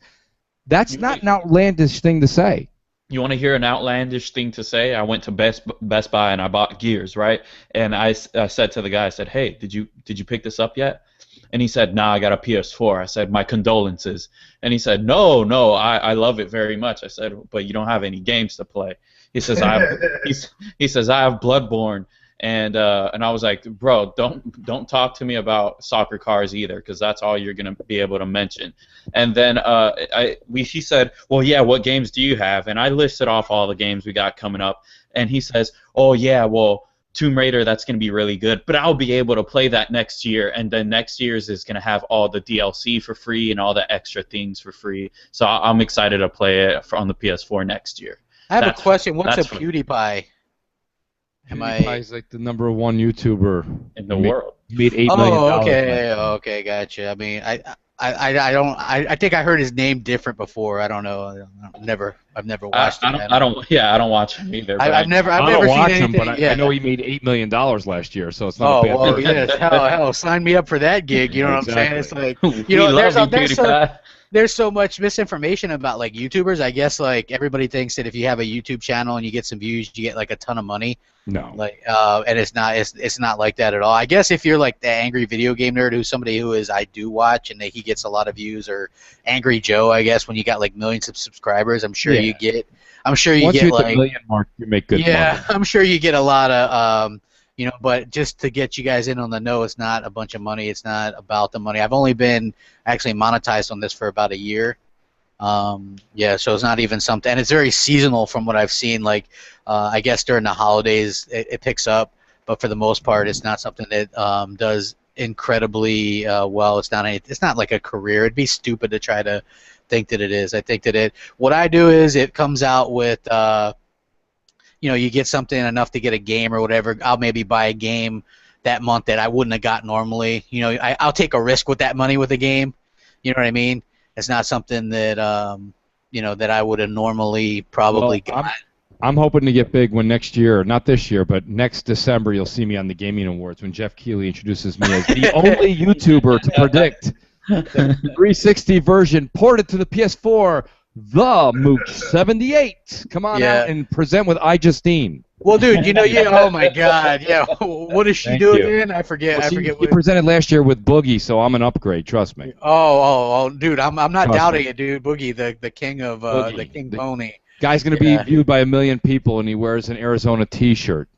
Yeah. Can you please? Who's wearing Saks Fifth Avenue? Yeah. Out of your goddamn mind. Anyway. Well, what's interesting is like that whole situation is like I would love there to be a good game awards show, but I don't think that's going to happen. Well, first of all, they don't have any personalities, crap. I mean, let's be honest. Like, if anybody was really in charge of that show, I would peruse through YouTube. Of course, I'm promoting myself. But what I'm saying here is that, like, literally peruse through YouTube, grab some good personalities, and put those people on, whether it be presenters or people to do the side interviews with Reggie or side interview with Phil. Have some personality. So, like, right now you have this dead air. It's like, hi, I'm Jimmy Smelts, and I'm here to talk a little bit more about the Gears collection with Rod. Rod, how are you? And Rod's like, "What the fuck am I doing here? Like have a personality." You know what I mean? Like, there's no. You watch the show, half of it's dead air. And when they had the guy from Community, who's actually very good on Talk Soup or whatever that's called now, the Soup. Joel McHale. He's actually a funny comedian, but he didn't take gaming seriously. He was mocking it. That's what makes it. Yeah, if you're not a gamer, then you shouldn't be doing a gaming. You shouldn't be doing it. You know who would be good? Jimmy Fallon does a lot of gaming people on the Tonight Show. He has a lot of games on there. Conan O'Brien does the shows. Have Conan or something like that where it's comedic. He may do an insult, but the insult is not insulting personally. It's insulting it's just everybody the whole thing with comedy that's funny is to be able to laugh at yourself. If you can't laugh at yourself, you're not a comedian. And well, what I like Conan's like Clueless Gamer or whatever. Yeah, that's it. It's hilarious. Yeah, like that stuff is pretty funny. I don't have a problem with that. I think that it's definitely interesting, kind of take on it or whatever. So yeah, I'm a fan of it for that aspect. But again, like I think if you're going to do those type of shows, that the people should actually, have some kind of clue. You know what I mean? If you're going to do a show like that, like. Who is it? I think Ubisoft has that that one girl. What the hell's her name? I forget what the hell her name is. The girl that was on Friends that dated Ross. I don't remember her. Yeah. Well, yeah, that's Mooch. That girl. Aniston.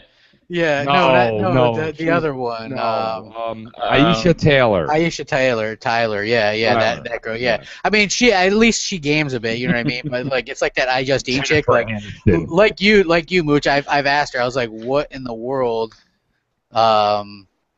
What in the world does she do?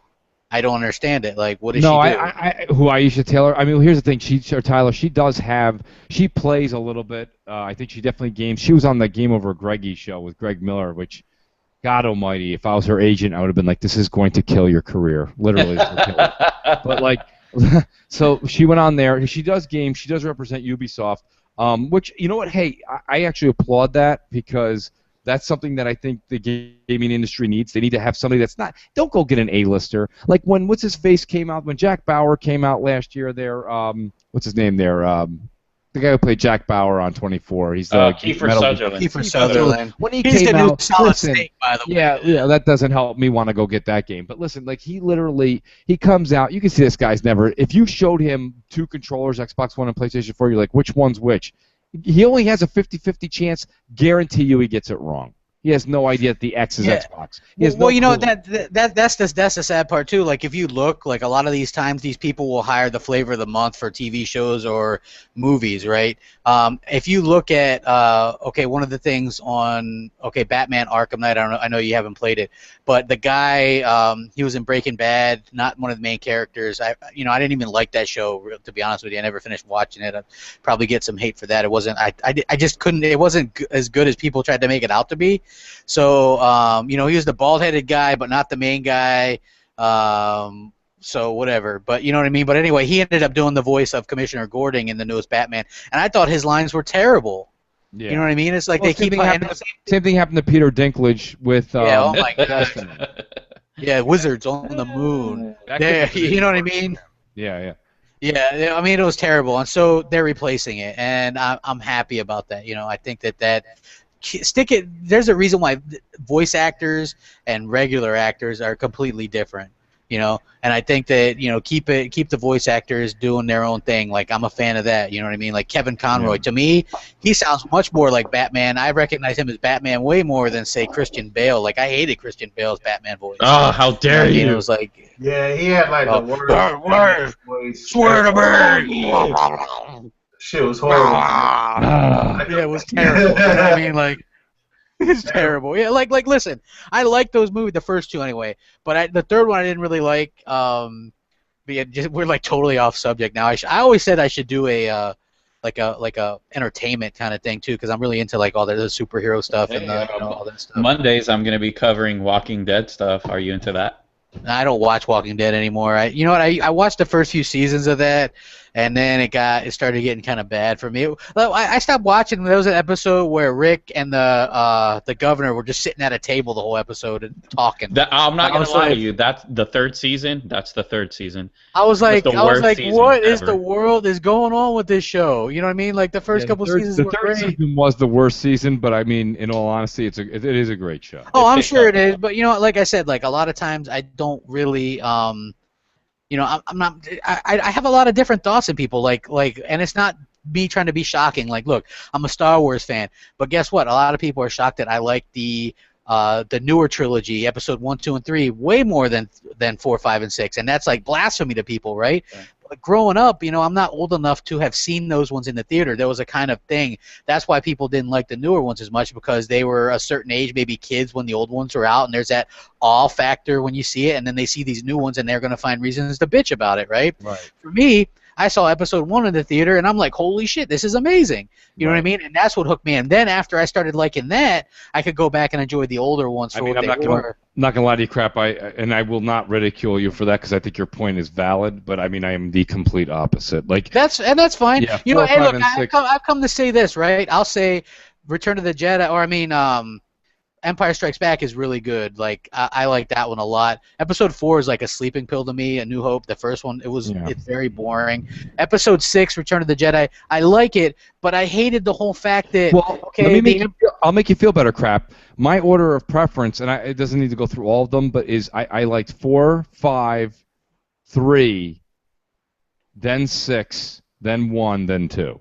Yeah. There you go. How you like that? Yeah. See, mine would be, I think 3, 5, 1, 2, 4. I mean, 4 is my least favorite. To me, that's just so boring, and I don't like. You know, Mark Hamill was new at the time, and he just comes across as real whiny. I know, like, yeah, okay, Hayden Christensen's a little bit whiny too, but you know, he's real whiny, and I just, you know, I like the lightsaber, like that kick-ass lightsaber battle in Episode 3. I mean, that was awesome. Come on. So, Episode 3 was my favorite. The Xbox One. We might have some some watchers like, what Star Wars? Yeah, Star Wars for Xbox One. There's a lightsaber battle, and it's really good. I don't want to get too off subject, because I don't want to get the viewers like what, Star Wars? Yeah. Well, you know, yeah, I mean, I like that stuff, and but I also, like I said, I don't like, you know, I'm not a Breaking Bad fan. I thought that was an average show. Yeah, me too. I thought that was overhyped. I never even finished watching all of it, right? Like, I left it in the middle of the last season. I was like, you know, Dexter was overhyped. You know what I mean? Yeah, I never even finished watching that. You know what I mean? It was like, you know what I mean? I'm like, I'm weird like that, you know? I like some stuff that, you know, people maybe hate, and, you know, and I think that that's why I would have a good take on, like, entertainment stuff as well, you know what I mean? I think that it would be kind of an interesting thing. But overall, mostly I do, you know, it's like a lot of times you have a choice. You can either watch something or game, and I would rather game, you know? So it's that's one of the... I wanted to ask y'all this, man. Like, Crap, you said you started YouTube for the Xbox. Like, you know, getting into more than just reviews after basically you got a bunch of hate. I got attacked, yeah. I basically got, man, I got threats, I got all kinds of stuff, man. And I was like, I gotta hear this, man. This is a story for the ages. It won't take long. But this guy I'd known for a long time, he was talking about getting the PS4. You know, same reasons as you. I was liking Dead Rising, Forza, Titanfall, all that stuff was looking good. And, I mean, he was like, you're going to get a PS4, you're going to get it. We were both in the military, veterans and shit. But he didn't lost his mind. Like, I swear to God. So he's in my house. I'm playing the Wii U. And he's like, why the fuck do you have a Wii U and not a PlayStation 4? This is why I did YouTube.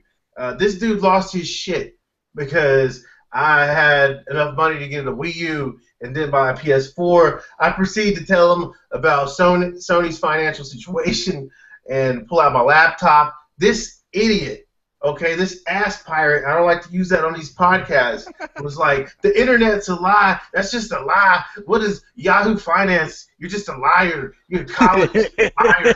I'm like, are you fucking kidding me? There's people out there that's this stupid that are going to be in my house right now, like insulting me, and I can't even explain to them. And, I mean, he was just interrupting me, and so I was just like, dude, get the fuck out of here. You fucked up. I've been a good friend. but you're a real asshole. And that's when I knew that there was a real problem this generation. Like people really, they're taking it to a level where it's not even about games. It's like, oh, you don't support this, then you're not cool. Like it's like they try to treat that shit like, you know, politics and religion.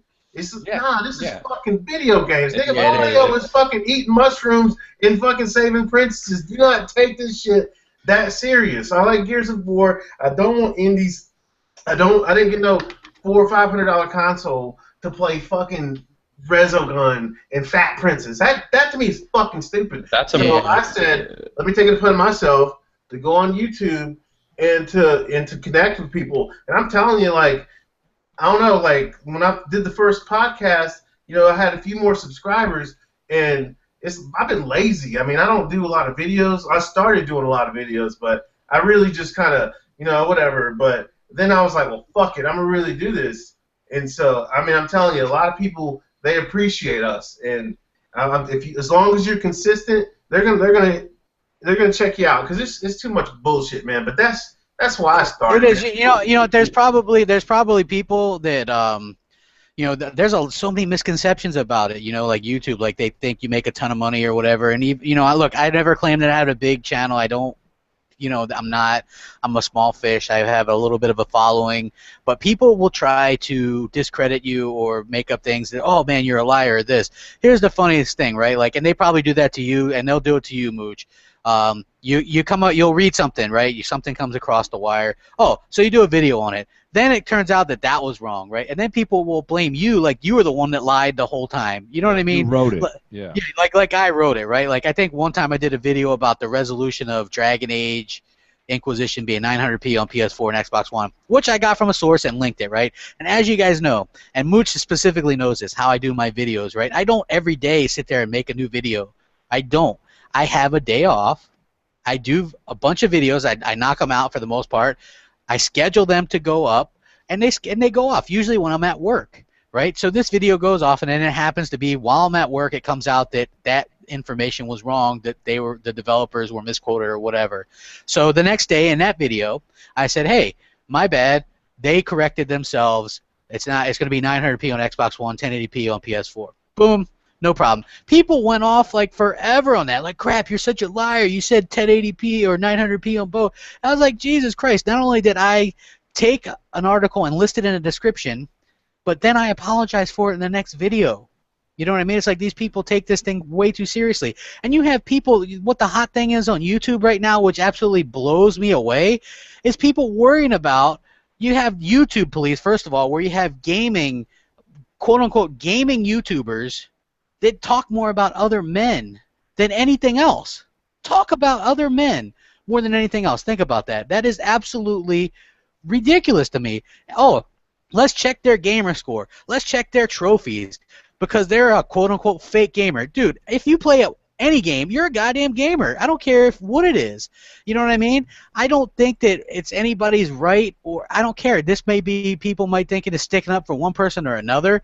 I don't care. You know what I mean? I'm not going to sit there and look at somebody's goddamn trophies or judge them because they play a game on easy. I play a lot of shit on easy. You know, I'm 33. I don't fucking have time that I used to sit there and mess with games on hard for 100 hours.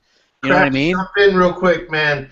I want to address anybody who watches this because that's exactly a trend that you're talking about.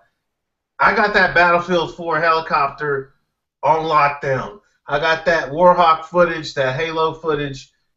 It's not about achievements, man. I will fucking beat the shit out of any person, you know, who's not an Xbox gamer talking this YouTube shit in any game. Like, for the most part that I've seen in this community.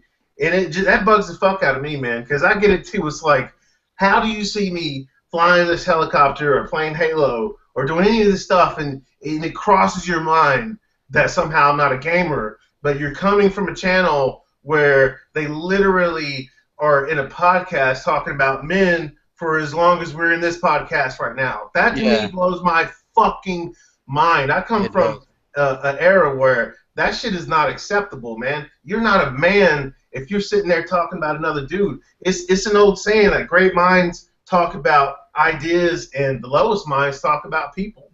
And people just forgot that shit. To me, it's amazing, but.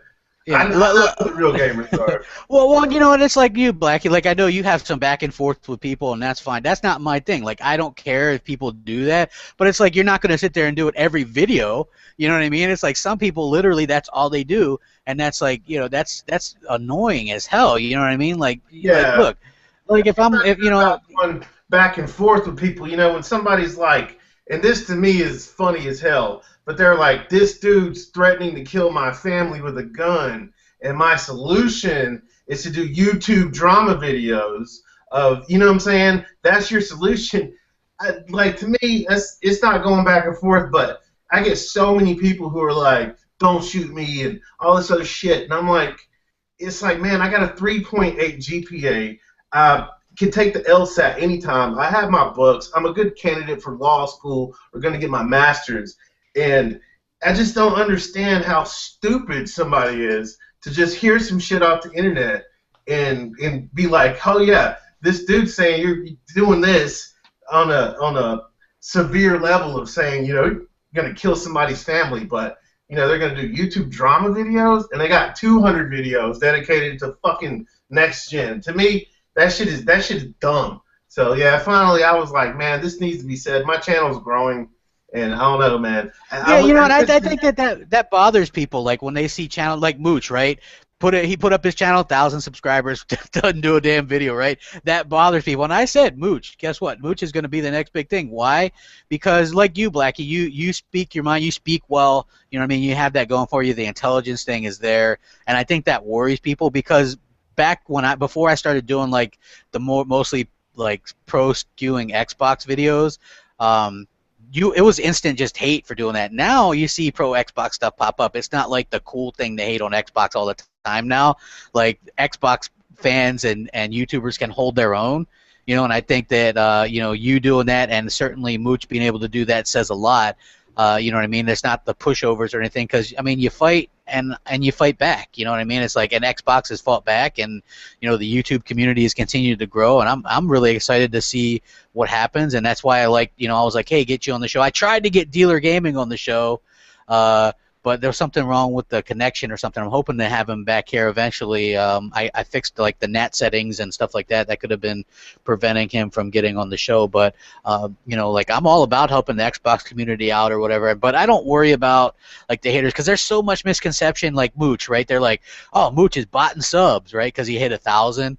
Like Mooch doesn't have any idea how to do any of that, man. He finally put up his channel. I have no idea how to bot a sub. My video is gonna drop in a day or two. I just learned how to do that shit. Everybody's gonna. Yeah, he was asking me. He was like, when I do BGST this Sunday, you have to walk me through how to start it up. Yeah. You know what I mean? I want it to be flawless, so I'm like, crap. Yeah. Make sure we meet up an hour before or something. So you know, I want the show's got to go on. It's got to be great, you know. Yeah, so anytime you guys hear negative stuff about me or any of us, just look at the source, right? If there's somebody that maybe has, like the biased media, maybe they have an agenda. Maybe they're a PlayStation fanboy that doesn't like that we bring to light the negative things that Sony does. And I guess, you know, I can understand that sort of, I guess. I don't know. But look, if they don't have to watch. Nobody has to watch. That's the main thing. You know, I try to be entertaining, a little bit funny. Maybe you guys like it. Maybe you don't. But I put together what I think is a pretty good podcast here, and BGST obviously is its own thing and is pretty damn big. And you know, hopefully we'll continue. I'm gonna try to get like maybe Red Dragon to stop by or something. You know, so we'll see to keep things interesting or whatever. But now that I kept you guys for a couple hours, you guys want to close with anything? I'll just come out and say, first and foremost, I do want to repeat a thank you to all the subs that did come out, and I'll tell you right now, they're legitimate people because I have my YouTube linked up to my email. So not only do I see every sub name, but I also get like a little email blurb from everybody. So thank you, appreciate the support. Thanks to Crap, but I'll get into the thank yous during the video. I don't want to ruin the first couple of videos we drop, but check out my channel. We're just launching it this week. We already got over 1,000, as everyone's already said. So it's going to be big. We're going to have a lot of good content on it. And I'm hosting. Took me a year to get 1,000, you bastard. I know. You know, you're the most compelling. I don't know what the hell I am, but we'll figure it out.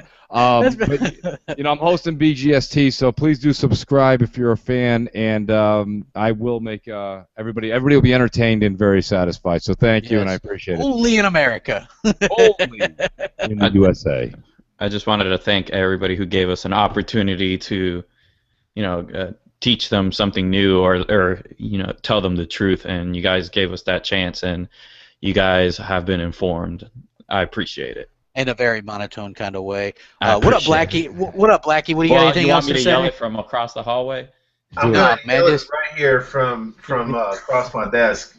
I want to say, go get Gears of War. Support your games. It's great to see my friends list, everybody playing Gears. Everyone's on Gears, yep. I think that this is just a really good time to have an Xbox One, and so just keep it Xbox, keep playing your games, and try to just keep a good, healthy lifestyle, good, healthy mind, and make sure you watch Crap Gamer, The Mooch. I'm going to definitely subscribe to you, Too Much Food, everybody in the Xbox community. I just wanted to give a shout out to you guys, and thanks for watching this podcast. Hell yeah! And you know what's funny, Blackie, is like some people were like, man, like I remember when you had messaged me on Twitter, and you're like, hey man, can I, we were trying to hook up so you get on the podcast, and I had people message me, oh man, Blackie's a little bit too crazy, right? I'm like, you haven't even done anything half as crazy. I wish you'd be a little bit more crazy. You know what I mean? It's like, you know what I'm saying? Whoa. Well, nothing that crazy, but yeah. Like people like have this totally kind of false thing. I'm like, man, I don't get it. Like, I don't understand it. But you guys have all been cool, and hopefully you guys will continue to be entertained by what we do. Thanks for watching tonight. We'll catch you guys next week. BGST this Sunday on Mooch's channel, The Mooch 78. Make sure you check us out. Rack them up. Oh, thanks you guys, man. I hit 17,000 subscribers a couple days ago. I'm really appreciative of that. It's like, man, like sometimes I'll turn around, somebody will message me and be like, oh man, you already hit 17,000, or I'm already almost 200 into 17,000. So it's like I'm always surprised. It's like it's impressive. I love it. I'm really appreciative that you guys look at whatever. I'm not saying I'm the voice of Xbox, but you guys seem to enjoy the content, whether you hate it or like it, and you're still subscribing and watching. So that's cool. So thanks a lot. I really appreciate it. Make sure you guys subscribe to all these guys in here. We'll catch you later, man. Rack them up. Peace. Peace.